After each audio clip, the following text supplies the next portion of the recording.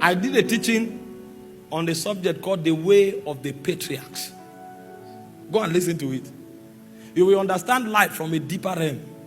Because if you are a baby, your walk with God will be about blessings.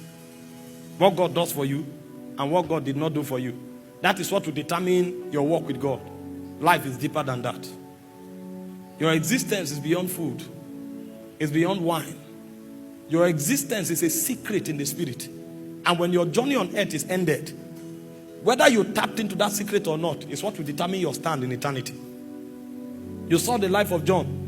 John left the luxury of his father's house, and the Bible said he was in the wilderness until the day of his showing forth.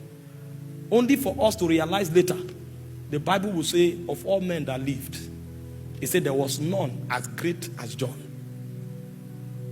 Until Jesus came to open the new order, there was no man as great, as significant as John. A man in the wilderness that was dressed in camel skin, feeding on locusts and white honey. How could he be so important? In fact, that whole generation was given to John as an inheritance. He said, until the time of John, the kingdom suffered violence. That means if you go to heaven and you are looking, by any chance, looking at the history of men, that era, the history of that era is called John. If you everybody that lived in that era is in John. It's called the time of John. So the people who lived in that era before Jesus came, they don't have an identity in Zion outside John. John becomes the identity. The way you open a book and you see this chapter and you see verse 1, verse 2, verse 3, every other person, no matter the impact they make, they are verses in the chapter of John. Hope you know when you go to heaven, you say, books were open. And another book was open, which is the book of life. The book of life is the story of Jesus. Because it's the one that brought eternal life. All the other books are the dimension that men hosted. So when you read the book of intimacy, that will be the book of Enoch. When you read the book of faith in Zion, that's the book of Abraham. When you read the book of sacrifice, that's the book of Abel. And so everybody that lived by sacrifice in the spirit is a descendant of Abel. So Abel doesn't need to give birth to a biological child to be relevant.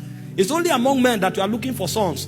I say, if I don't have a son, I will marry 3 more wives. In the spirit, we live dynasties that are immortal. And so any man who walks with God in intimacy today is a descendant of Enoch.